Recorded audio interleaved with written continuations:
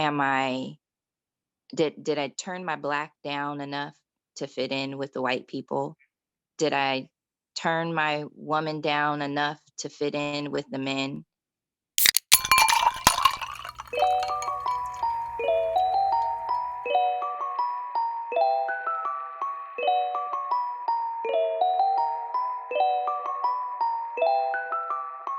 What's up, peoples? It's your bartenders, Mr. Z. And your boy Omega. Welcome to the first, definitely not last, Women's Takeover episode. Our amazing panel of women discuss and educate us around what it means to them to be a woman, women's history, how men can be better support, and much more. As every episode, we want to thank all of you for listening. We truly appreciate you listening to our hearts and minds on varied and difficult topics. Special thank you goes out to our Patreon subscribers for their support of the show. Every little bit helps us reach our goals to invite more high-profile guests and create bonus content. And if you want to join in our conversation outside of this cast, feel free to hit us up on Twitter or Instagram at HaveADrinkCast, and make sure to use that hashtag HADcast. Remember, this is always a conversation.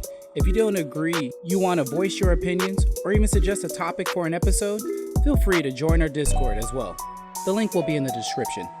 And please, if you like what we're doing here, share us with your friends, your family, your neighbors. Heck, generate a reoccurring email that just says, "Listen to the Have a Drink podcast," and send it to your entire contact list. I'm sure they'll be okay with it.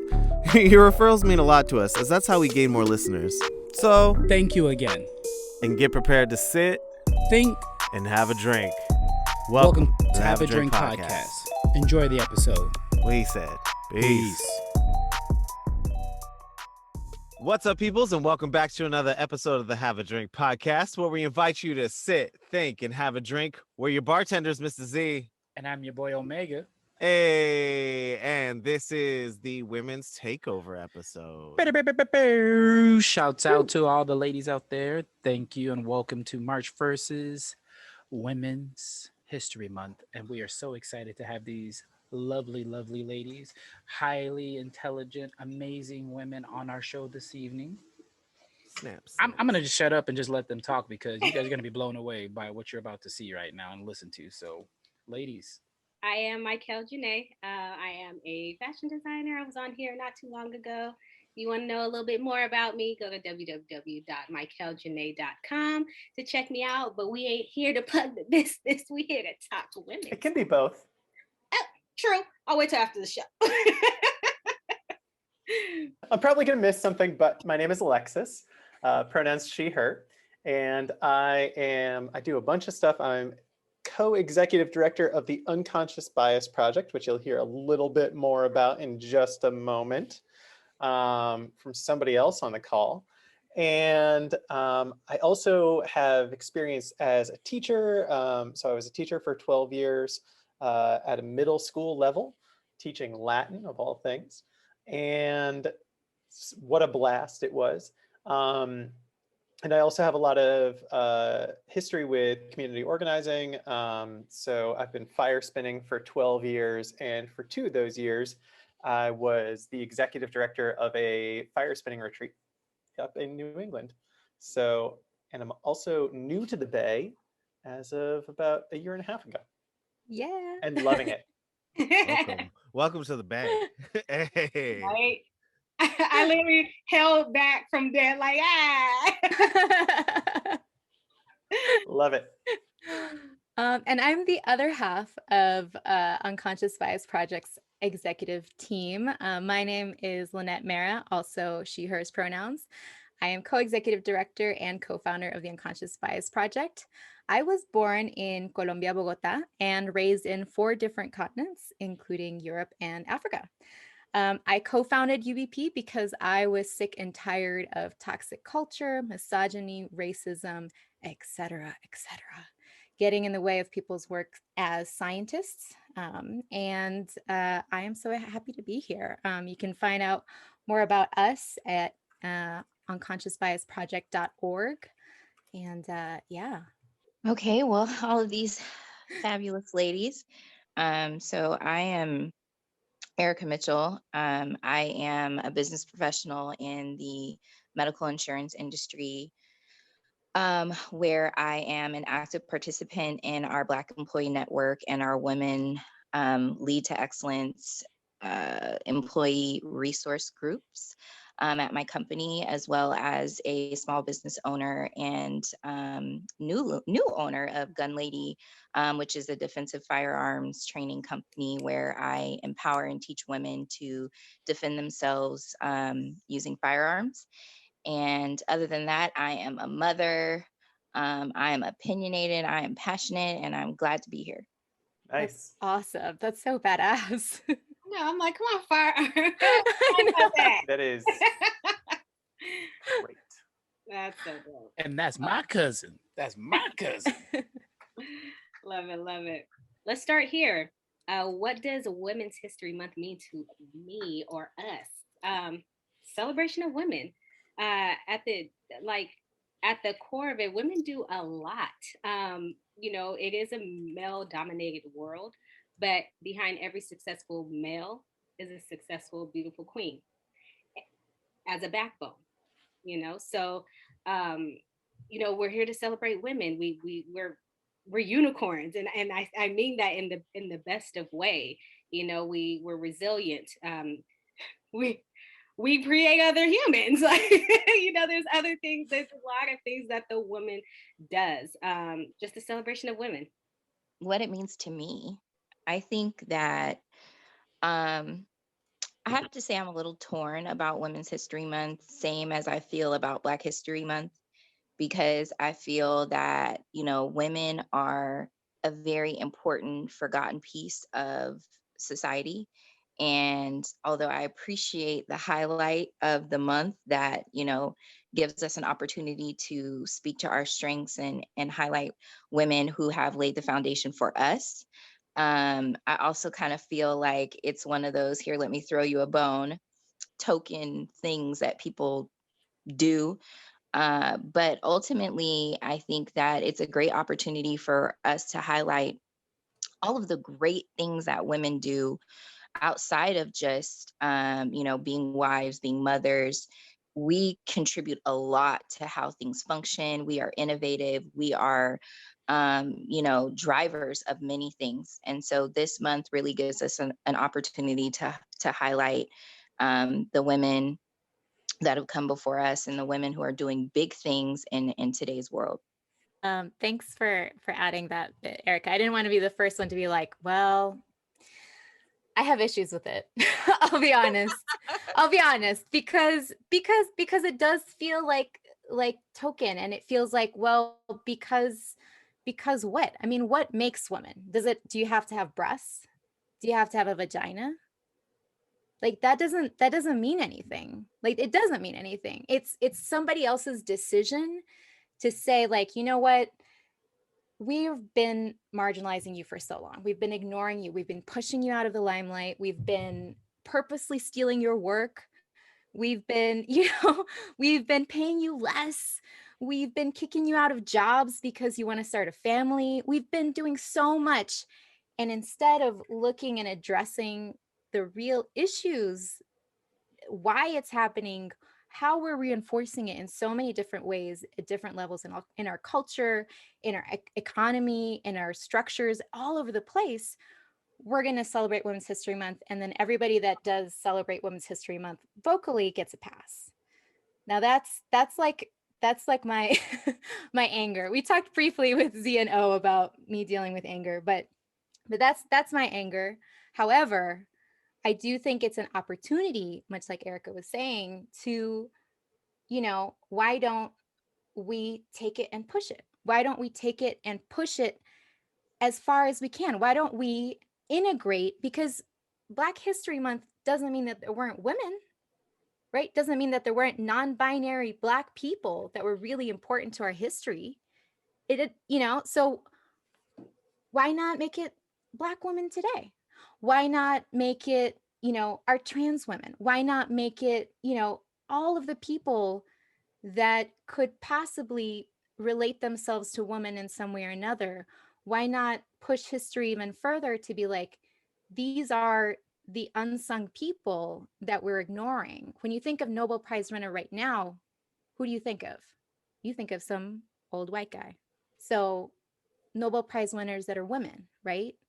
I'm gonna stop there because I'm starting to get on my thing. But I agree. Like the history that's being made right now, in my local radio station, they were talking about news pieces, and they were like, you know, the news today is like the rough draft of history.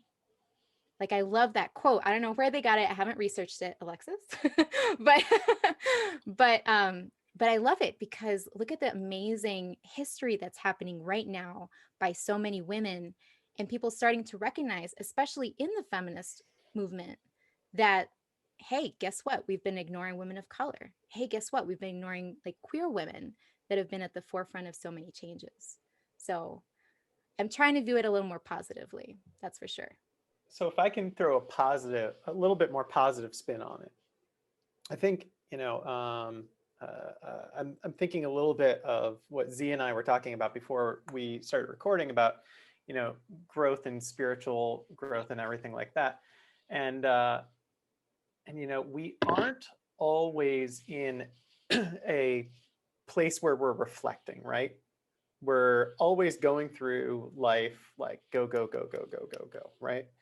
And I think having a time where you can sit specifically and reflect is good. And so that I think there's a benefit to having a month set aside for doing that and reflecting on what exactly has been the role of women in history, especially because I think it can help us reevaluate the values, because a lot of times it's not just that we're leaving women out of the picture because we as a society are not valuing women, but we're also not valuing the values of women. And so if we can take that time to analyze what are the values of women that we have been underappreciating, right? And how can that help us come to a fuller understanding of women, of society, of everything? I think about in archaeology, there was a while where folks were missing where some of the cultural transmission was going on between ancient cultures.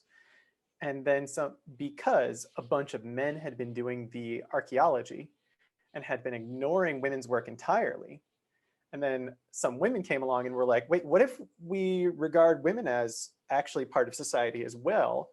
And then they suddenly looked into, oh, this is how weaving techniques transferred across cultures. This is how spinning techniques transferred across cultures, right? And suddenly, once they actually started looking at women's work instead of ignoring it as, well, that's not actually culture, suddenly the entire picture became so much richer because they could be like, wait, now we can track, oh, we didn't realize there was this cultural through line here. But now that we see how these technologies of what has historically been women's work have gone through, we can find that out and everything gets better. I like that a lot. I love Like that. that a lot.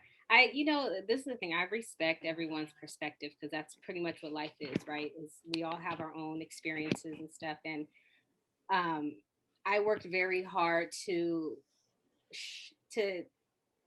not be oblivious to the negative, but to more focus on the positive. Like I'm sure that all of us can talk all day about what should be, how a woman should be honored, how we should be looked at. The like Erica was saying, this is a moment for us to really shine, and not just this month, but continuously shine. And just touching on, just what you were saying, Linet, that there's a lot of history that has been made. We have our first, vice president. Not only is she a woman, she's a Black woman. So, it's a perfect time to celebrate, but if I wanted to fall back to the negative side of it, I can be like, okay, well, there's a lot of things that we celebrate all the time, but should we celebrate it? Why are we celebrating this day? It's man-made. It's, so, instead of focusing on that, I've chosen to focus on, okay, now this is an opportunity, not that you gave me, but that I'm going to take. And now I'm going to take it. I'm going to show you why you should truly appreciate a woman. Other outside of the achievements that we made, like, let's be real, like, we are a backbone, a total backbone. And I think the reason why women do have a lot of issues in this world is has nothing to do with us. I think that a lot of it is ego on a man's part. Not every man. I'm not, but I think that because we've been taught that the man is supposed to run the household. He's supposed to be head honcho. He's supposed to do this, and the wife is supposed to sit at home and do nothing. But it's no longer 1784. You know what I mean? Women, we can step it up too. We can be hand in hand with the man. So, again, just taking this time, appreciating it and running with it. At the end of the day, it's kind of like that thing where it's like run up or shut up, right? So it's like we can either complain about it or like we can do something about it. But like do something. If you have a problem with it, fix it. You know what I mean? And this is a perfect opportunity for us to do that. We are like, okay, well, you're throwing us a bone. We're celebrating Women's History Month. Why only this month? Okay, well, I have a problem with this, so let's make this an everyday thing. It's kind of the equivalent to, why do you celebrate Valentine's Day? Valentine's Day should be every single day. Christmas should be every single day. It should not be one day that you decide to give a gift. So it's little things like that. It's perspective. And, for me, again, that's just my perspective on it. But it's cool to hear everyone's views, because everyone touched on something that I've thought about, which is really, really cool. May I please interject for a moment? First of all, this is amazing. This dialogue is phenomenal. I'm enjoying every minute of it. And I just wanted to chime in and say that I agree with everything that you're saying. And I'm also going to say, in regards to Black History Month, I had the same thoughts and feelings. Like, why is it only just one day a week? 1 month a year, and it's the shortest month of the year, and all this stuff. And I kept hearing all this negative stuff, and I was like, you know what?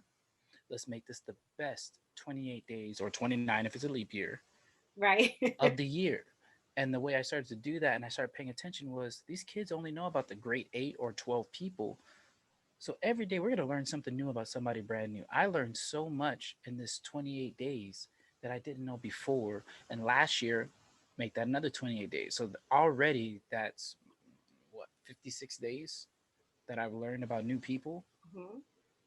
Like, that right there has already proven so much. And I feel like with this month, I could do the same thing. I could be learning about women every single day of the month and learning something new about a new woman who's contributed to the world, to society, to everything.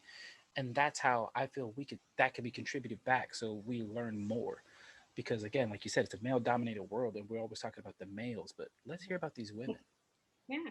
And also, the research and knowing, about different women who have contributed to this world is super dope. But you also have a wife at home that you can learn from, meaning just watching her. We will tell you exactly what it is. We will tell you, and it's up to you if you listen or if you're paying attention to what we're telling you. You can learn from that. So yes, you can do. I think it's great to learn about everyone that's contributed. But you have lessons at home. You have a 23-year-old daughter. You can that's a whole journey and storyline in itself that you can learn about a young woman. So it should always be a constant learning curve in regards to life, yes, but since the topic is women. I agree on that 100%. I think that is the key difference between my feeling anger about it and my feeling hope from it, is if we can move past just like, okay, I Googled, top 10 women in history, I'm good, to listen, to reflect, to what are the values, to how is their impact still felt today, to what is the impact of history, even those, 1700 ish years, right? In the 1700s, those women, because we were told they were just at home, we don't know about the politics they were working on. We don't know about the deep finances, like managing like serious political, social networks that impacted so many people. Mm-hmm. And it's another half of our entire population in the world at the very least. So, if we can connect it to past, the 28 days, if we can connect it to our own lives, whether it's a wife, a partner, you know, a girlfriend, a neighbor, just knowing their story, I think that's really powerful. Mhm. I think there's also something fantastic about looking into the stories of people that you thought you knew their story and then discovering even more underneath. Yeah. You know, I think one of my favorite examples of this is Harriet Tubman. Is people oftentimes are like, oh yeah, there's this very sanitized like third grade version that we learn, and nobody ever seems to, weirdly, no one ever seems to mention that she was also the first American woman to lead armed forces. She was the first American woman in history to lead armed forces. She led raids, the Combahee plantation raids, because she knew the Combahee plantations better than anyone else. Yeah. And they were like, well, you could put one of those guys in charge who doesn't know anything about what's going on. Or put her in charge. But there might be a couple of cultural reasons why we don't like pointing that part out, why we don't remember that as well as some of the other parts. Because they don't want to. Elected They don't want to amnesia. uplift revolutionaries. That's why Exactly. they don't uplift revolutionaries, and that's something that I was just talking to somebody 100% about. Too. true. It's like they sanitize, and I love the way you said sanitized. Like they sanitized Dr. Malcolm. I mean, Dr. Martin Luther King Jr. They sanitized him. They made him palatable, right? Not realizing he was hated. Yeah. At that time, he was hated. So much. It's So different. much anti-capitalist like fervor. Yes. So what you just said right now was mind blowing at the fact that you're right. Like they don't talk about that. So that's beautiful. Beautiful. Yeah, I was talking to my mom, and of course, she's a whole generation, a whole different generation from me.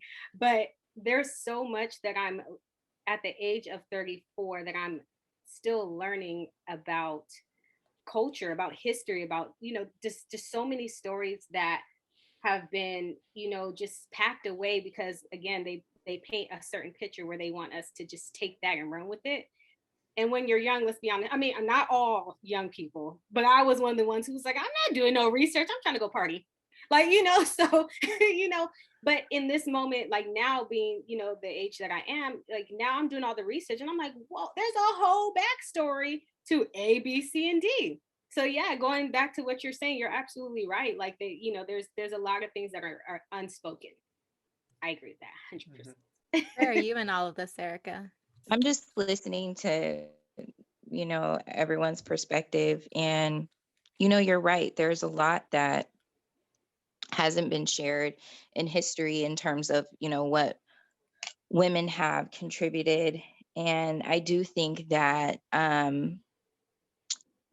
still plays a role today in the history that is made. And you think about like Kamala Harris and how she's had to kind of like soften herself in the public eye and the way that she was presented on the campaign trail, and just having to kind of like make herself smaller, mute herself to become more palatable. So that's still happening today. And you would think that we would be far removed from that. But I think, we see it in politics. I know I see it in the corporate world. We see it everywhere where, women are fighting to not have to make themselves smaller and fit in the box that we're supposed to be in, so that we can continue to revolutionize and challenge the status quo. And I think that struggle continues today. And so that's one of the things that I kind of reflect on when I think about women's history and I think about what this month means. I think about, how do we push our cause forward? How do we continue to rise above and reach for the stars and be our true, authentic, fabulous selves without having to be smaller? Yeah, no, I think that I 100% agree with that. And it's funny, I'm gonna use my mother as an example because my mom is a very, very strong woman. And a lot of the times I will say this for Black women specifically, we always have to dumb down who we are because it's always, we're always too loud, right? Even though we're not. we're too loud, we're too this, we're too that. And that is something that is a struggle for a Black woman, or maybe women in general. You know, if you have a really loud personality, or just a really exciting personality, you know, people can take that and just turn it into such a negative, to where we do have to dumb down ourselves to be in a corporate field, or to be this person. Like, we have to, like, oh my God, perfect example. Now, women cops, right? Women PD.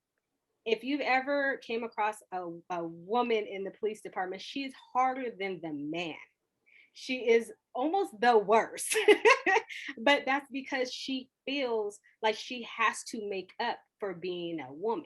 Why can't she just be a woman cop doing her job, abiding by the rules, doing what she needs to do? Why does she have to prove herself to the man because she has a male as her partner?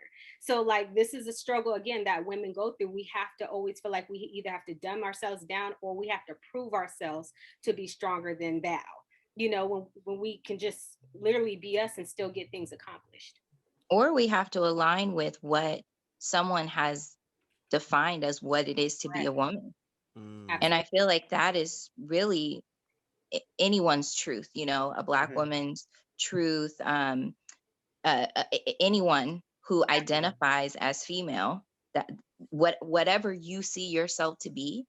And I think that that is a struggle every woman, no matter what your background, just trying to come and not be what they've told us we must be. Right. I mean, if I may just jump in for half a second. Like, no, you're not allowed. I know, on our own Our podcast. show. Quiet, you. You're a host. Hosts aren't supposed. No. Well, yeah. Let's pass the baton. Let's not attack the man. It's okay. Sorry, guys. Sorry. Z, do you want to speak? Oh yes, our invited guest. Thank you so very much. It's wonderful to be on this podcast. Long time listener, first time speaker. No, I was thinking, because like it's when I'm listening to you all speak about it, you know, it sounds much like trying to fit in a world that's been so framed with toxic masculinity. You know, it has been set up in that sort of light where it's you know, the, I guess, the frame for masculinity. It's the frame for female empowerment. You know, when women are in positions of power, you know, they have to act like, I use quotations, act like a man, you know, in order to be heard, but then get turned around and called, you know, a bitch, because, you know, she's asserting the power that she has, just like every other male in that position has done. And you're just like, whoa, hold on. Know, and it's that weird dichotomy. I mean, that's definitely something that Linet and I have encountered in our work, is, you know, this constant double standard of, like, if a woman doesn't behave aggressively enough in a lot of corporate settings, it'll be like, oh, well, you're not advancing because you're not exhibiting all of these, you know, tendencies. But then if you do, well, you're a bossy bitch. Right. Yeah. And it's like, so, okay, so you can be torn down for being one thing, or just ignored for being another. Yeah. And I have to say, every single thing that you just said, Z, and you just said, Mikael, and you just said, Alexis, we literally study this stuff. There's research that shows that Black women get pushback for using any tone of voice in any form of expression as loud, as aggressive. Latina women, too emotional, too fiery. White women, if they start to assert themselves, start to be intelligent, oh, she's uppity, she's bossy, right? She's, you know, she's too much, she's trying too hard, she's, you know, whatever. Like, it's, you know, I came from studying science, and it was exactly that. I wasn't sure. I did a lot of work, actually, to learn how to erase myself and sound not as smart as I actually was, so that people would actually explain things to me without it being like a, I'm trying to show how smart I am compared to you. Right. And I literally had a boss that when I bested him on a technique that he developed, he then tore me down for it. Like it was, and I was so shy. I was like, I thought we were like, he taught me how to do it and he wants me to succeed, because if I get this, experiment to work, he gets the money for it. He gets the money, he gets all the accolades, so it was just like at every turn, I couldn't be enough. You have to prove yourself 10 times over, right? And especially if you're a woman of color, you have to prove yourself 30 times over. But then if you are in any shape, way, or form, exhibiting anything that's considered feminine, then it's like, I'm going to comment on your clothes. I'm going to comment on your hairstyle. I'm going to comment on your earrings. I'm going to comment on your smile. I'm going to comment on your skirt. I'm going to comment on your boots. I'm like, what about the science?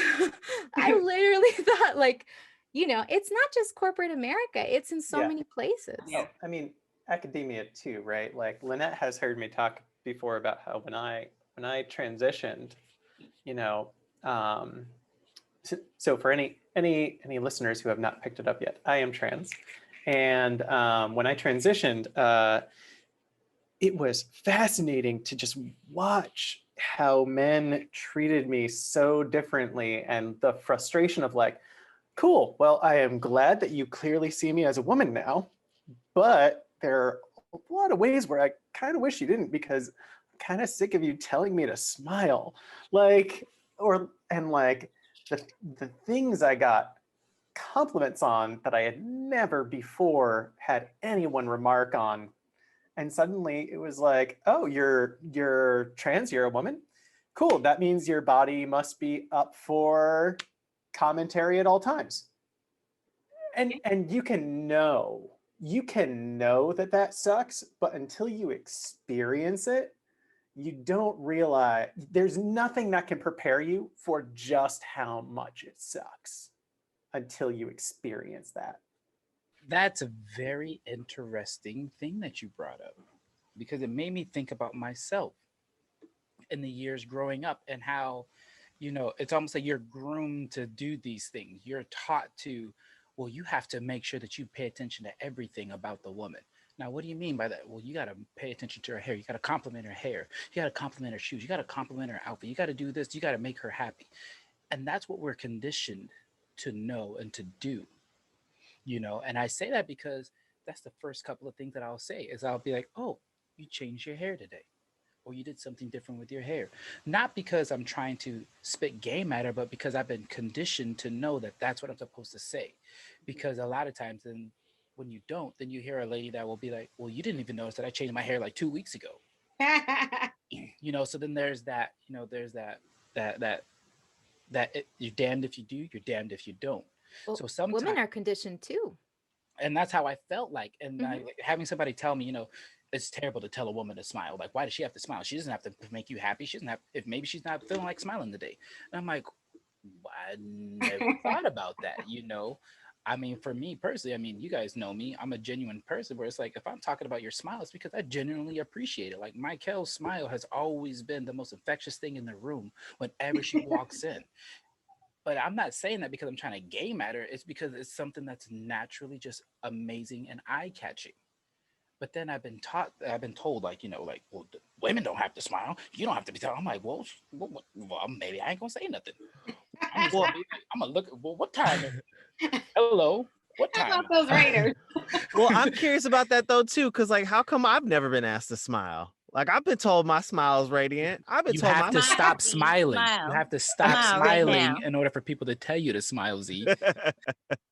I struggle with not smiling. It's why I used to get someone's grandpa with 1 tooth and 5 gold teeth. But you think about why they do that, right? So if you take it back just a bit, so once upon a time, women were conditioned to be pleasant and present themselves as pleasant.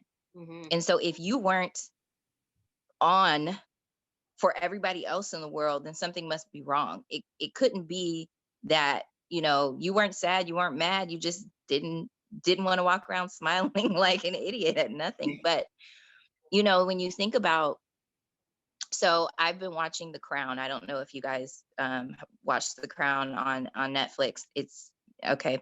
So I have a weird, I don't know why, because it's not super entertaining, but I can't turn it off. So anyway, I'm watching The Crown. And if you're not familiar with the show, it covers Queen Elizabeth's kind of like her from childhood and all the way through, you know, her becoming queen and all of this. And so one of the things that I've noticed about her is her disposition always must be pleasant. And when people are looking at her, she instantly smiles. And so she's constantly considering, you can tell as this actress is acting, she's constantly considering how she's presenting herself. And so I don't think it wasn't until recently in modern times where that requirement was no longer a requirement. So we don't feel like we need to be on, because we are out, we are living our lives, we're go-getters, we're CEOs, we're, you know, teachers, we're whatever we're doing, we're doctors, we're making it happen. But the men and the other people in the world have not caught up to realize that we are not on for you. We are not your entertainment. We are not here to make your day. I'm having a freaking day and I don't want to smile. You know what I mean? So it's all these old kind of habits that I don't even know if you could call them habits, but these old conditions. We've been conditioned to be a certain thing and be a certain way. Mm-hmm. Do you ladies feel exhausted in regards to these things? Like, there's so many expectations that society has put on women. Do you feel, maybe I'm using the word incorrectly, but do you feel a type of exhaustion from that expectation of always being on? Oh, go ahead. I have a 3-year-old. I'm always exhausted.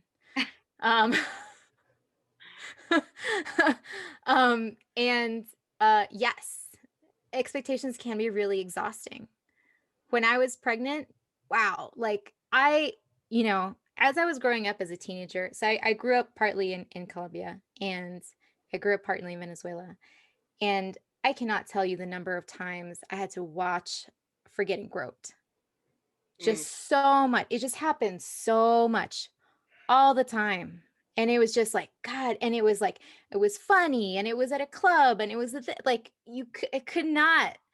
And it sucked. And I thought, once I'm older, it's not going to be a thing. Well, once I got pregnant, I was groped, but from the front. Everybody had to touch me. Everybody had to ask about my reproductive health, about my family plans, about where my baby was once it was born. And so I remember feeling exhausted especially during that time of, pregnancy through to like the first year of like expectations on breastfeeding, expectations on feeling happy I was pregnant. Like, I got pregnant, and really soon after I started bleeding like nuts. And so when people were like, "Oh, are you so excited?" And I was like, I don't know if this is going to kill me. Like, I don't even know if this is a real thing. And then, 3 months later, I started getting swelling in my joints. Like, "Oh, are you so excited?" By healthcare providers. And it's like, why do I have to be excited? Why can't I have some anxiety around what I'm like experiencing? Why can't I be worried that I'm going to be a mom and I don't even know what the fuck I'm supposed to do? I don't know. No one does. It's like, I think about, you're talking about, am I exhausted? I mean, yeah, it's hard. I don't think there's any not being tired about certain things, but like, we just take it in stride, right? Like, we were talking earlier about looking on the positive side of things. If I dwell on being tired, I'm going to be really tired. But if I think about my goals, what I'm trying to achieve, like, I'll be honest, I still use the looking pleasant and seeming approachable in my work 100%. Because I'm trying to tell white men that they need to behave differently, that they're the problem. I need to tell, HR business people that are talking about how they screwed up, but they haven't said anything about it, that they do need to go say something about it. I need to tell them that they're not meeting their goals. I need to tell them that they like, you think you're diverse because you have 3 women in a group of 20 and they're all white. This is not diversity. Maybe it's good for your field, but that is not diversity. But so I still play that. I think about how I dress. I think about the makeup I'm going to wear. Am I wearing too much makeup for this group? Am I wearing not enough makeup for this group? Do I talk about my experiences, like upfront yet, or do I talk about it later? It's a big balance game. Mm-hmm. And like my partner, he doesn't have to put on makeup. He has to show up in a t-shirt. As long as he's wearing a t-shirt, it's good. Like, he'll be respected as a scientist. We both have the same degrees. Guess who's going to get the science question first? He will. May I please interject on that? And it's so interesting. And thank you so much for breaking that down for me. I truly appreciate that. I mean, as a cisgender male, I need to know these things. And these are the questions that a lot of men don't feel comfortable asking or don't even know to ask because it's so outside of our realm, you know? And to also be getting these things, getting mixed signals and mixed messages all the time on what is feminine, what's not feminine, how a woman is supposed to be, what is the expectations of a woman, what is not a woman, what is considered a woman. There's so much information being out there. It's hard to decipher what to believe and what to do, so that's why this episode tonight is so phenomenal to me, because we have a wide range on our panel this evening. And the other thing though too is, I don't know how many of you guys seen that movie Selena? You guys remember the Selena? That's my favorite. Okay, so We're from tell the me east side, what why. do you mean? I thought of we have to be American enough for the Americans. We have to be Mexican enough for the Mexicans. It's exhausting.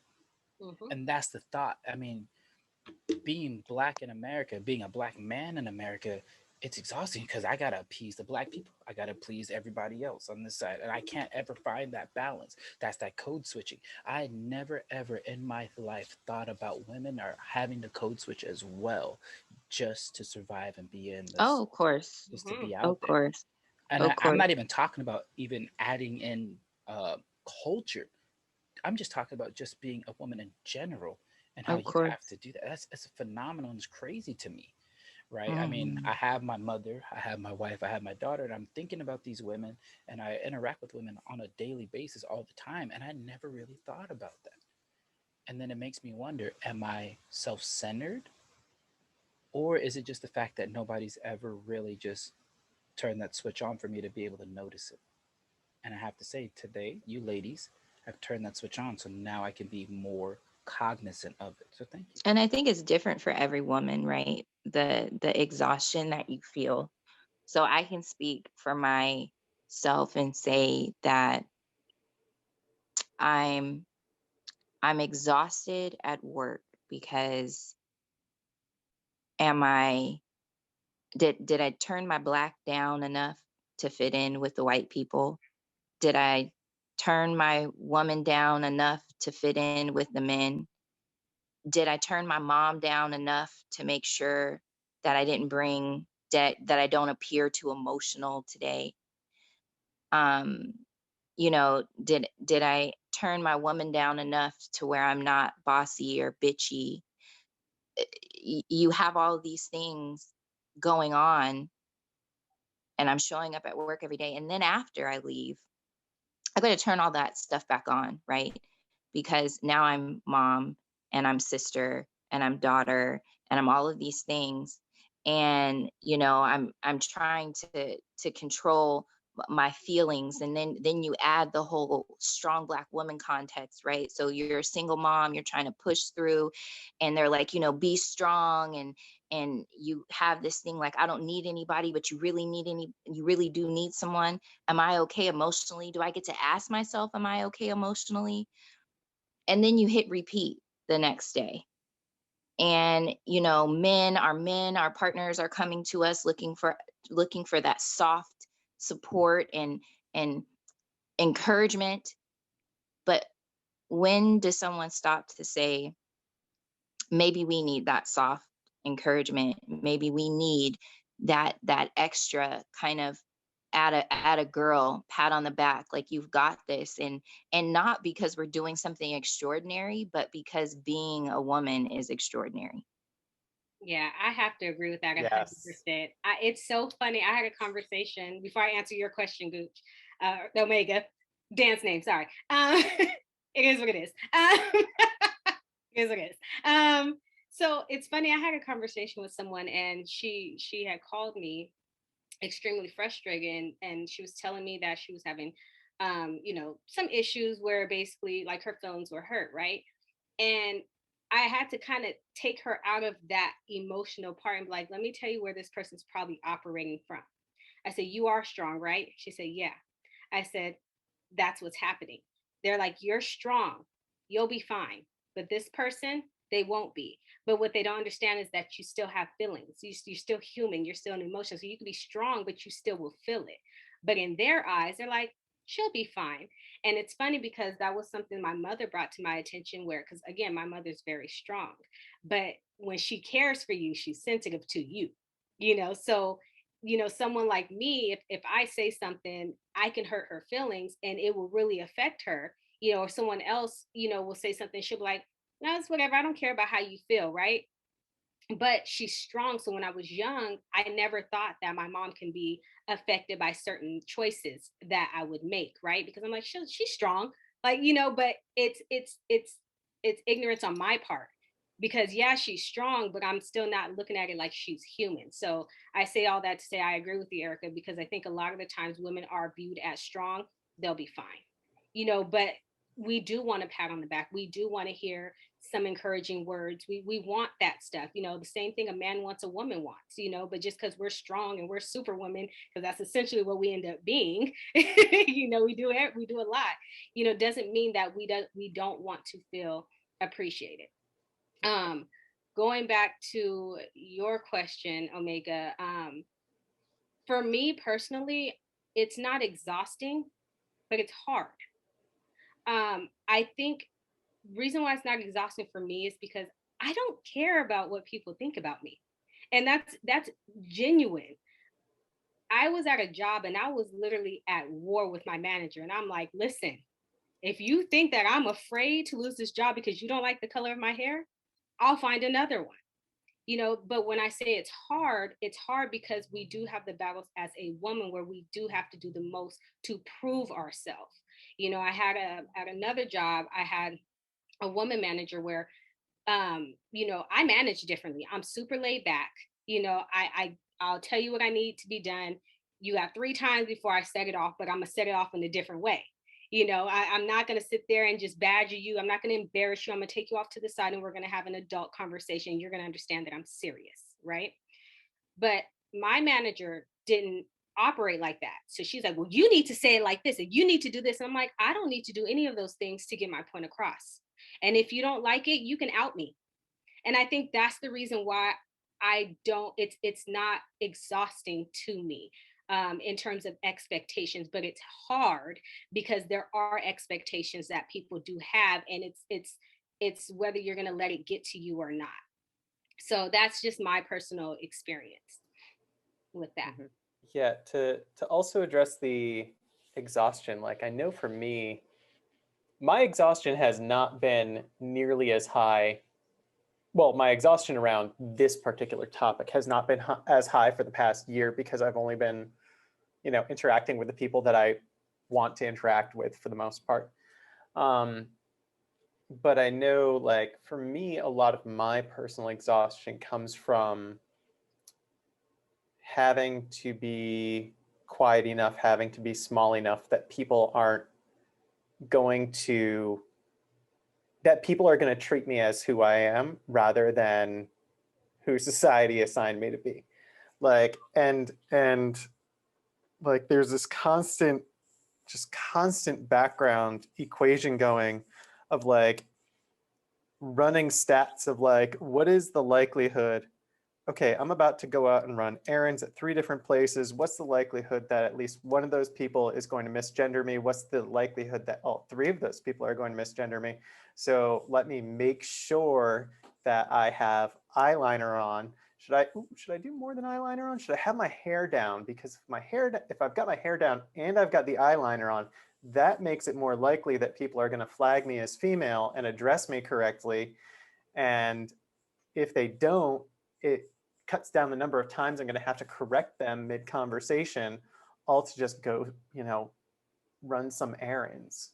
And like after I transitioned, I noticed that like immediately, as soon as I was like, it was almost immediate when I was dealing with like clerks in any sort of shopping situation, I got much more quiet. I'm like, oh yeah, thank you. Thank you. Yeah, great. Yeah, no bag today. And like, I am a very excitable animated person. It's true. It's true. But like, suddenly I found myself just constantly tamping that down because I have lived in places where I'm not afraid of violence for it, because I lived in Boston. Now I'm living in Oakland. I feel comfortable from violence, thankfully. But it is just the constant bullshit that I'm always trying to calculate. How can I minimize this pile of bullshit? Yeah, I can totally relate to that. Absolutely. That shit is exhausting. For real. Calculations. Mhm. There are some stats. I didn't pull them up because today is a day. But there are some stats showing that although women have been in the job force more than in previous years, have had more positions of leadership than in previous years. This was pre-pandemic, of course. The share of work for women at home hasn't decreased. So like, Got to do we it all. have the whole superwoman thing. That is like a real. That is a fact, and it is problematic. And that's one thing. And then the other thing is, I have to be honest, I didn't really think very much about my gender. I have a complicated history with how I present myself. But when I started thinking about what does it mean for me to say I am a woman? What does that mean? I did this incredible exercise, like I want to say like 5 years back or so. And it was a workshop on gender, because I was trying to understand more about queer folks. I was like, I want to understand more, like, how do you decide you're non-binary? How do you decide you're trans? How do you decide, how do you decide you're they? How do you decide these things? How do people, like, is it painful? Is it easy? Is it you just wake up and you're like, okay, I get it now. Like, what is that process? And There's so I many went to, different ways. right? So As many different ways as there are queer people. exactly. But I didn't know. I just didn't know that much. And so I went to this workshop because I wanted to learn. And they just had a very simple, like 10, I think it was 10 questions questionnaire. And you just had to say, like, when was the first time you were aware of what gender was? Another one was like, when was the first time that somebody that you remember being addressed by something that was stereotypical related to your gender? When was the first time? It was questions like that, sort of like thinking back, what was your first experience? What stands out to you when you're thinking about yourself? And then when was the first time that somebody, you know, did something negative to you related to your gender? Something like that. It just, just sort of like exploratory, very open questions, and people could share as they wanted. But it was really revealing. And so as you're, saying, oh, that you're flipping that switch, you're starting to become aware, just try that exercise for yourself. Like, when was the first time that somebody called you a man or a boy, right? Alexis and I have had this kind of conversation about how how in Latin there's kid, Greek. infant. Oh, Greek. Sorry. See, I don't have the history chops like Alexis does. But this whole idea that, oh, little man, little princess. When was the first time you were called a little man? When was the first time that you were asked to like not cry? You know, like those kinds of thoughts, and like, how do you decide that? And then, obviously I will never know what it's like to be non-binary, but I can try to like start to see like, how was that first time when I was addressed this way? When was the first time that I thought like, yes, I am a woman? When was that? How did I decide that? How did I decide I went from being a kid to being a woman? Like, all of those things, it's reflection, like Alexis said earlier. When I started paying bills.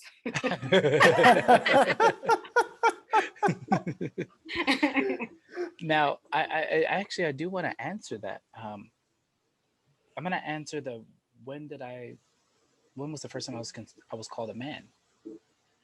I can tell you not to the day, but I can tell you the experience, and that was when I was at a bachelor party for my eldest brother's best friend.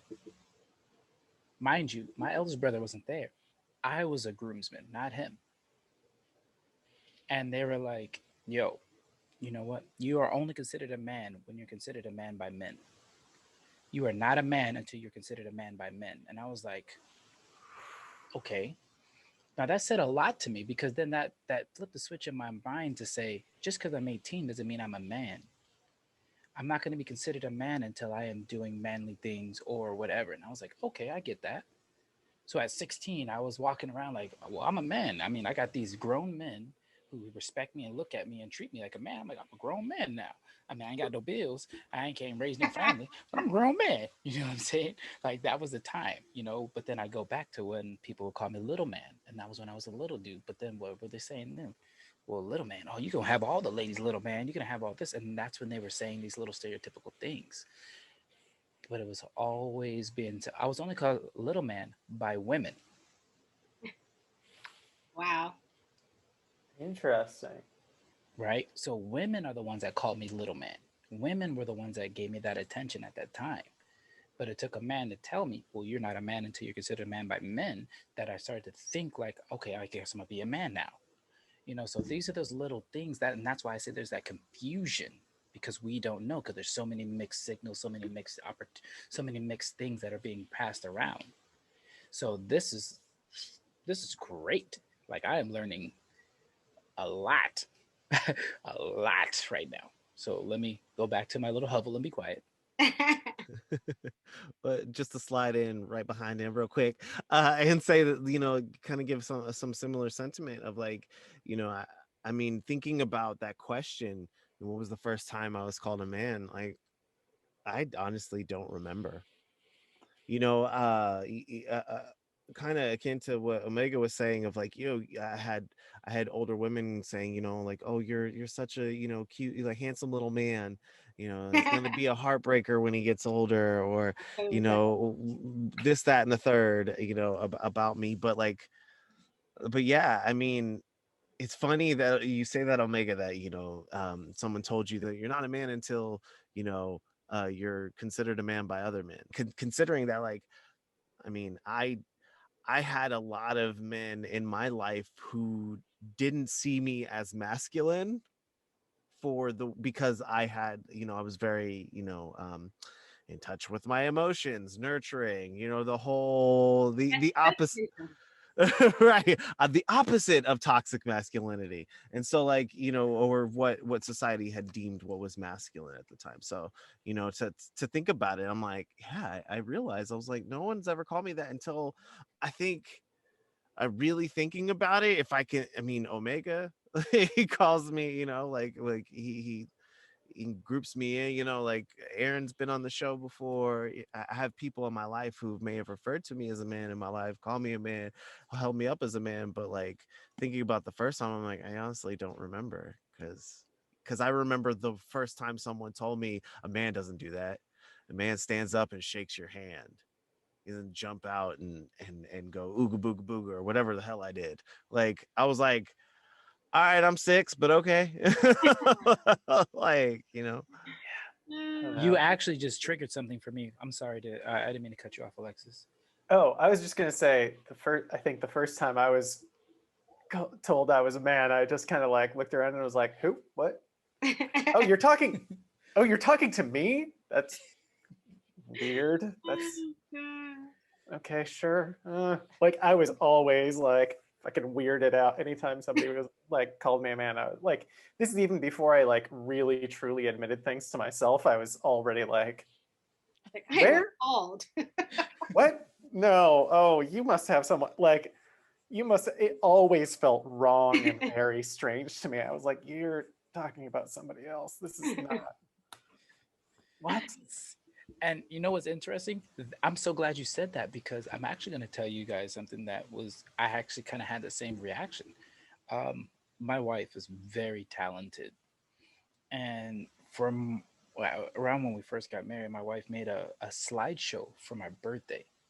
And my birthday is May 10th. So I share my birthday with Mexican Mother's Day. And we were at my in law's house, and this picture of my dad came up. My dad passed away when I was 18. I lost it. Mind you, I'm in front of my in laws and I am sitting there bawling, crying, snot bubbles, a whole nine, all up in my wife's shoulder. I could not hold it in. I mean, like hardcore, like something like just happened. My father in law, my father in law looked at me. Now, mind you, this man beforehand didn't accept me. The day we got married, he accepted me. And then I'm sitting in this man's house and I'm bawling, crying. And he looks at me, he touches my leg and says, Mexican men don't cry. And I was like, last time I checked, I was black, but all right. you know, but on the other side, I understood his sentiment, right? Like he's saying, it's okay, be strong, and he's saying this. And I understood where he was coming from. But that's the conditioning, right? Of the generation. Like that's what they believe, but I understood what he meant. So I didn't just take his words for, you know, he's trying to tell me what to do, but I get that he's trying to show his support and be there for me in his own way. But that was a manly time. Now, fast forward X amount of years later, I was there for him when his father passed. And it wasn't about me saying Mexican men don't cry. It was now, Dad, I'm here for you. And I showed him how I show my support and love for him in that way. And how we may not have the same ideals or thought processes, but we have the same thing, which is support for another man, and support for another person, support for somebody who's hurting. And that comes full circle. I mean, you think about w- w- what is it that makes you a woman? What are the things that women do? Some women don't wear pants. Some women, uh, you know, uh, dress a little bit more revealing. Others might be a little bit more conservative. And, that creates a lot of infighting amongst the ranks of women because it gets really interesting. And, some women refer to each other as bitches. Some women don't want to be called that. That's not a term of endearment. I mean, it really begs to question, like, what is it to be a woman? What makes you a woman? Um, can that be defined? And for me, I feel like it's very personal to identify what it is to be a woman. And I think it's very empowering to feel free enough to define what it is to be a woman for yourself. And I think it's equally empowering to allow others to define what they feel is a woman for them. It's funny because just I have spent more than a little bit of my fair share of time considering what does it mean to be a woman. How do you figure that shit out, right? I've spent a lot of my life figuring that out. And yet, it was my mom who texted me just this morning, actually, with a metaphor that she had just come across that I was like, oh, that's really fucking good. One of her friends posted something about being trans and that it was like handedness.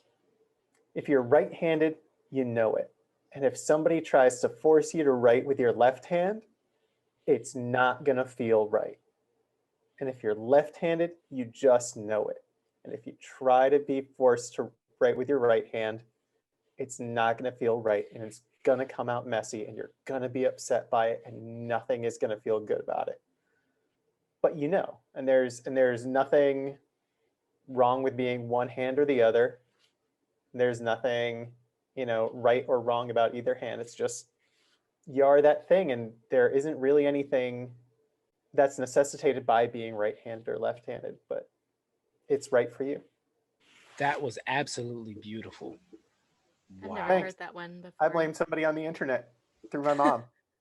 P.S. Just for the record, I try to say this as much as humanly possible on the public record. My mom is awesome.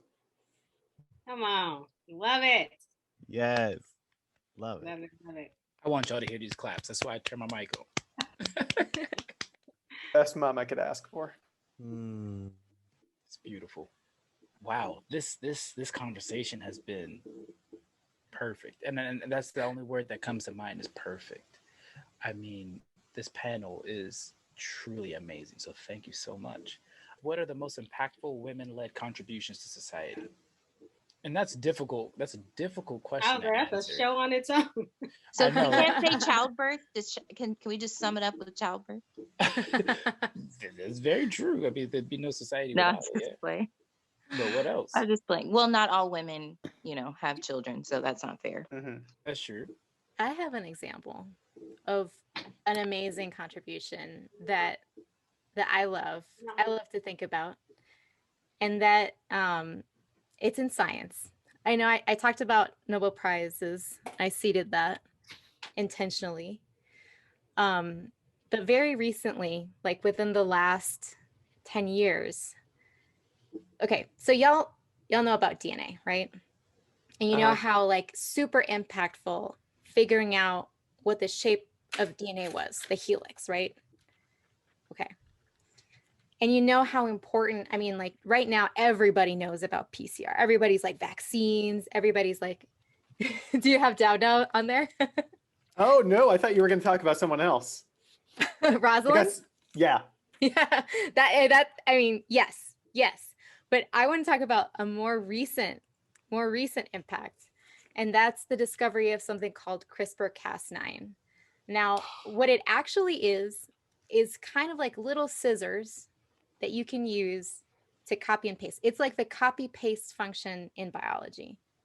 It's something that has literally transformed all of research and medicine in a snap. Oh, puppy. And it is already revolutionizing what we can do, what we can study, what we can hope to create in vaccines, what we can hope to do with cancer. I mean, like, it's already impacting people's lives. It's already impacting us to this day. It's going to continue impacting us for the next, like, 100 years at the very least. Like, this is how huge this is. And the Nobel Prize for this discovery, it's a Nobel Prize in chemistry, is shared by not just one woman, two women, Dr. Jennifer Doudna and Dr. Emmanuelle Charpentier. Two women. They both figured this out. And they're both getting the recognition. And they're still not getting enough recognition. Like, but this is something amazing. Like, we are living in history. I mean, I thought of, the first thing that came into mind was Stacey Abrams, actually, when I was thinking about this question. But like, this at the very least is going to has already impacted us right now, and is going to continue impacting us for at least another century to come until the next huge thing is created. Like we've been stuck with the same type of technology for at least 50 years or maybe more. That takes so long to do. This has absolutely changed the world. That's my women that have shaped history, will shape humankind. I have to say, I heard about them in my chemistry class. Just this past fall, we talked about that in my chemistry class. So when you said this, I was like, this sounds familiar. When you said the names, I was like, I just learned about this. So thank you. That was amazing. I'm sorry. Let me shut up now. Go ahead, ladies. Take over. I mean, I'm always down to talk about history, but I want to make sure I'm not cutting off anyone else first before I Okay, so so it's funny because I saw this and I started writing down names, and I think names are great. I think recognizing, Rosalind Franklin, right, who figured out the structure of DNA before Watson and Crick stole it from her. Like, I think about, Ada Lovelace, the mother of programming. I think about, I'm watching a series right now on Ida Tarbell, who was the basically first investigative journalist ever who wrote a series of exposés on Standard Oil and ushered in the era of trust busting. Like, I think about, Harriet Tubman, like I mentioned earlier, or like Mary Bowser. If you guys don't know who Mary Bowser is, fucking badass woman, former enslaved woman who sold herself back into slavery to spy on the presidency of the Confederacy and send messages in code back to the Union. Badass woman. Who does that? Who goes right into the heart of the beast to do that? Like, fucking badass woman, right? I think about, or like right now, right? Black Lives Matter. Alicia Garza, Patrisse Cullors, right? Like, women, right? At the forefront. Opal Tometi, right? So, but I think more than that, I think the more that women become empowered, the more that we are going to see some powerful feminist ethics come to the front that are, I remember in my women's studies class in college, we read, or was it for a philosophy class? Doesn't matter. We read about the difference between how masculine justice has tradition, or masculine ethics has typically been built around justice, whereas feminine ethics has typically been built around care. And that the more that we can bring that to the front, the more that we are going to see, a mind shift away from, for instance, incarceration and towards help, right? Away from, making sure that, drug addicts go to jail, rather than like, okay, what are the underlying causes of desperation that cause people to become drug addicts, that facilitate that, right? Like, and instead, and away from, well, maybe we should just like punish poor people for being poor. Maybe we can, help raise them up. How do we, instead of just saying, I've got mine and screw the rest of you, right? Bring it together. And I think that is one of the most important things that we're going to keep seeing as women become empowered, is that these values, it's back to that, the value of women's values, right? The values of women. I think the more that we see those things that have traditionally been the values of women spread more broadly, I think the better off we're going to be. That was super interesting, Alexis. Super interesting. And I'm taking a social justice workshop right now. So I've been really thinking about about how can we disrupt this whole idea of punishment, because it's just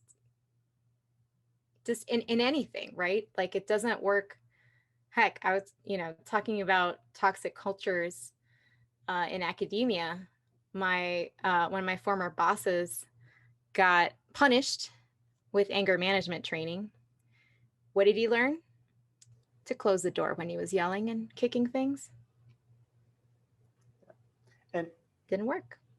And to just go back, when I also want to say, when I say that masculine driven ethos of justice, I'm talking about the retributive justice rather than, like social justice, right? Which is something else entirely, which Mark Lamont Hill, when I saw him speak one time, he said, and he might've been quoting somebody else, but I remember him saying it, which he said, justice is what love looks like in public, which I loved. But so there are differing versions of justice, but I just wanted to That's true. call out the specific one that I'm talking about being that traditional masculine ethos. Mm-hmm. Love that. Erica, what about you?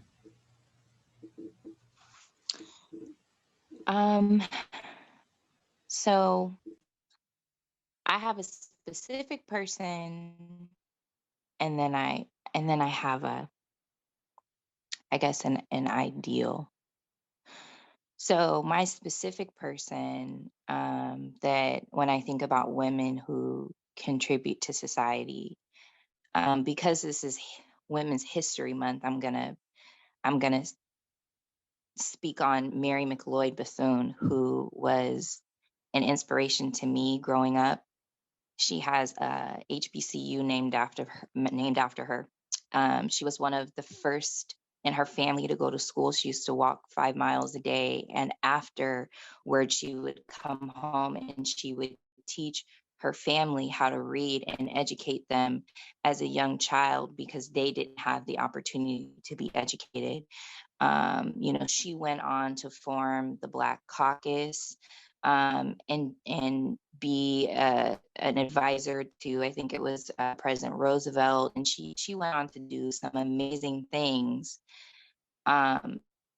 with minimal education, and then pushed education in the African American community to the point where we have a current college university that stands today that provides opportunity to our Black youth from underprivileged areas to then go and get educated at a college that was created by a woman who looks like them, that caters to people who look like them, and creates an experience for them to then go back and give back to the community that they come from, which is the epitome of empowerment when I think about women, which leads me to my ideal of, to me, in my opinion, in my world, in my ecosystem, there is no greater contributor to society than the Black matriarch. There is not a Black person. There is not a white family.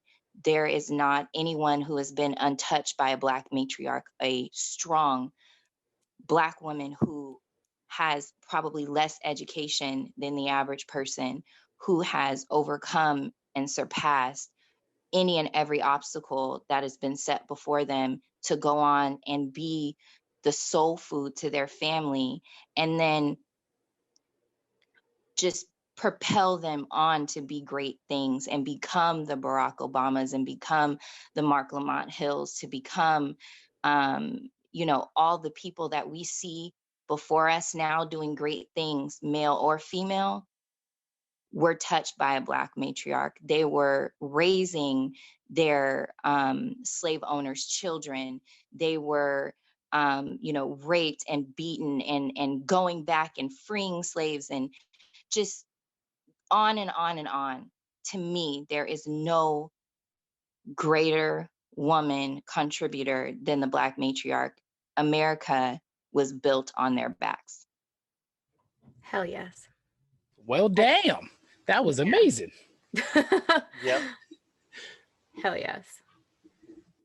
Well, I guess the last question I have, or we have, is how can we support? And I feel Give like us a that's seat at the table. all right. Give us a seat at the table. Let us sit at the table. Um, when you see an opportunity where a woman is not represented, white, trans, minority, whatever, make sure that that woman has a seat at the table, whatever table it is, because we have something special to bring. We have perspective, we have passion, we have innovation, we have imagination that is being left out of too many rooms and not sitting at enough tables. That is exactly it. That is exactly it.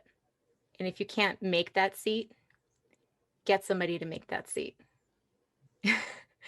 And if there's that opportunity to lift up a woman, extend the hand, offer, say, be there, right? Once you have that seat and you get that seat for a woman, support that woman. She's being interrupted, bring her voice back. If somebody is like, yeah, that's not a great idea, come back to her idea. If you know, like, okay, wage gap is a problem in my organization, share your salary. If you see a woman that wants to get that job, help her, coach her to get that job. We get left out so much out of boardrooms, directors' positions, even in the beginning stages, internships, scholarships. We have to get our names removed from applications to be considered the same as a man, right? It's the reality. Our recommendation letters get written differently because we're women. Like, it's all these differences. So think about, okay, you're writing a letter of recommendation for that student. How would I write it if they were a man? How would I make sure that I'm not focusing on they're really caring, they're really kind, they're really engaged? Is she smart? Is she driven? Can she succeed? These are the types of terms that we use for men, but we never use for women. So be aware, pull up, do the things that you're like, well, I'm not going to tell her how to do her stuff because she's a strong, powerful woman. Be like, hey, you're looking for this job. I think you'd be really awesome for it. Would you like me to share my CV? Would you like me to share what people are looking for in this organization? Would you like me to share what I think this leadership is looking for? Offer it. She can say no. And then you respect that, but always offer it. Never be afraid to be like, I think you're a strong and powerful woman. You just got interrupted 10 times. I wanted to say something, but I didn't want to, I didn't want to step on your toes. I didn't want to speak for you. How can I, do you need support for that? Can I help you with that? And educate, your kids, your boys. It takes more than just, how to coach women to succeed. It's, much the same as it takes more than just how to get, Black kids into college. It's how do we change the expectations that we all put on them? How do we change the society, the structure, right? So, your kid, my kid, I've thought about how can I show my kid what it means to be a woman? How can I show my kid how you show up as a boy if he chooses to be a boy, right? How can I show them what is the way that helps uplift everybody without putting somebody else down? And if we just, I'm always, heck, Alexis knows, we're always so fucking busy. But every single time I get a student that, DMs me, tweets at me, whatever, emails me, it's like, hey, I saw you on this talk. I wonder if you could talk about your career. I always make time for them. Because you never know. It just takes one person to believe in you. It just takes one person to offer you an opportunity to get to the next level. Yeah. And y'all are doing it right now. You're amplifying us. Hmm. Alexis? I think Erica and Lynette said it so well. The only other thing I'd add is Lynette said, if there isn't a seat, make a seat. And sometimes making a seat is the way that you make a seat is by leaving it, which is hard. But uh, one of my favorite authors, who is a straight white dude, has said one of the things that I freaking love this quote. The first time I read the book that this was in, I just stopped and was like, I'm glad at least one of you gets it. He said, the most impactful thing you can do with power is almost always to give it away. Can you type that and send Yeah. that to us? That's powerful. No Yeah, pun right. intended, but it was very powerful.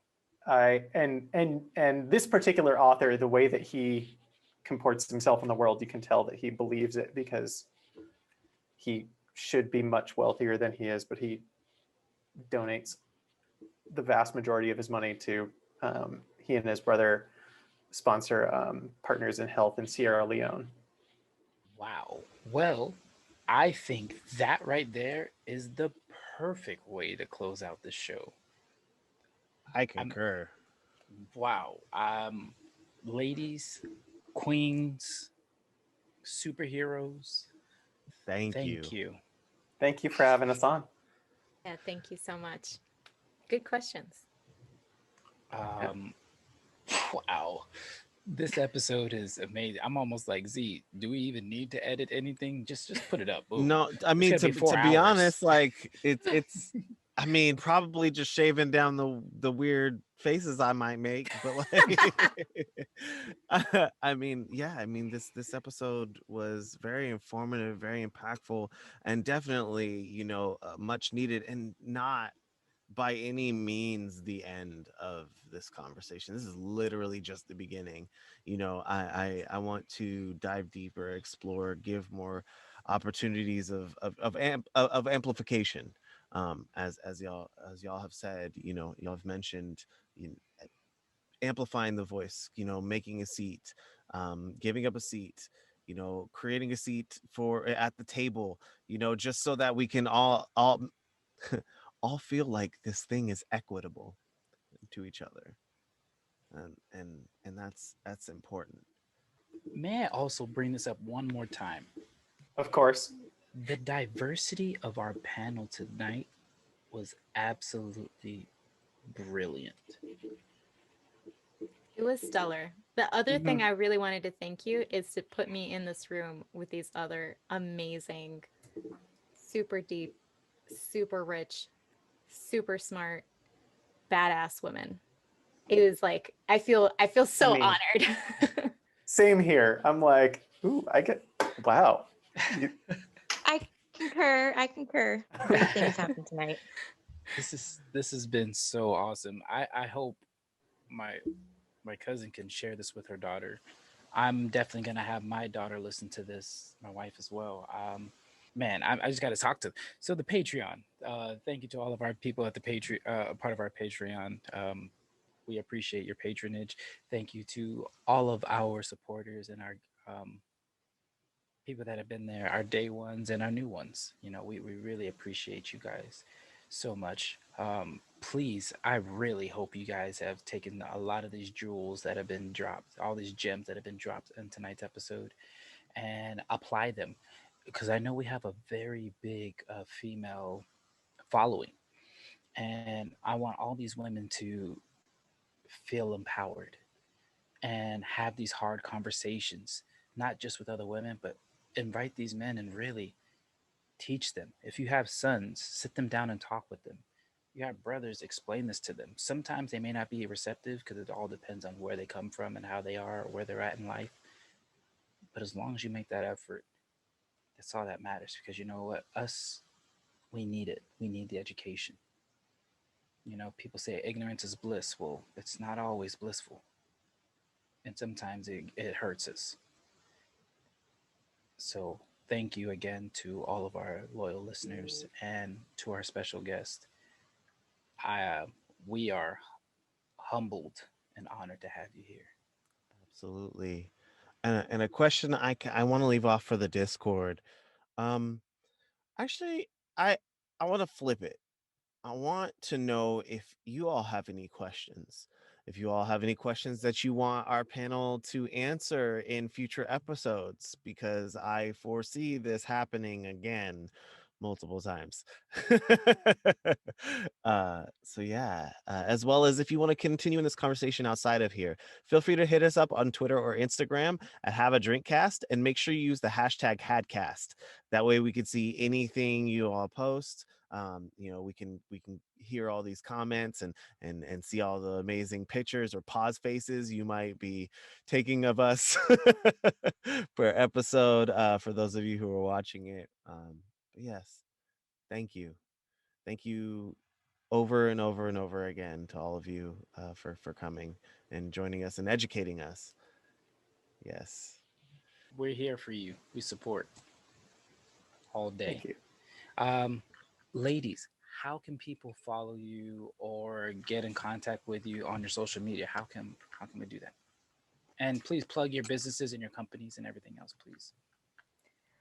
So Alexis and I co-run the Unconscious Bias Project, and we develop programs to help workplaces and classrooms reduce bias and unconscious bias in creative and accessible ways with our motto 0% guilt trip, 100% empowerment. You can find us at unconsciousbiasproject.org. That's our website. On Twitter, we're at UBP_STEM. That's also our same Instagram handle. You can find us on Facebook, Unconscious Bias Project. You can find me at Linet Mera, and you can email us, ubp@unconsciousbiasproject.org. My Twitter handle is my Twitter feed is boring. I don't post anything there. I try not to be on Twitter. But I write about queer shit over at medium.com/at Alexis L. Krohn. So that's ALEXISLKROHN. Beautiful. I just love how you said that. That was also awesome. It's good writing. It's one of the reasons I was like, oh, I know she can be a good co-ED. Awesome. Erica? I don't have public social media. Believe it or not, I'm a super private person. However, if you're interested in firearm defensive training, you can go on my website, gunlady.net, to inquire about scheduling. I do travel. I do come out to the Bay Area and do private sessions. I'm based out of the Sacramento area. But if you're interested, hit me up. You can also shoot me an email at caligunlady@gmail.com. Yeah. Perfect. Yes. All right, my kings, queens, and royals in between. I want to thank y'all again for another successful episode of the Have a Drink podcast, where we invite y'all back to sit, think, and have a drink. That's been us. Peace. Peace. Peace.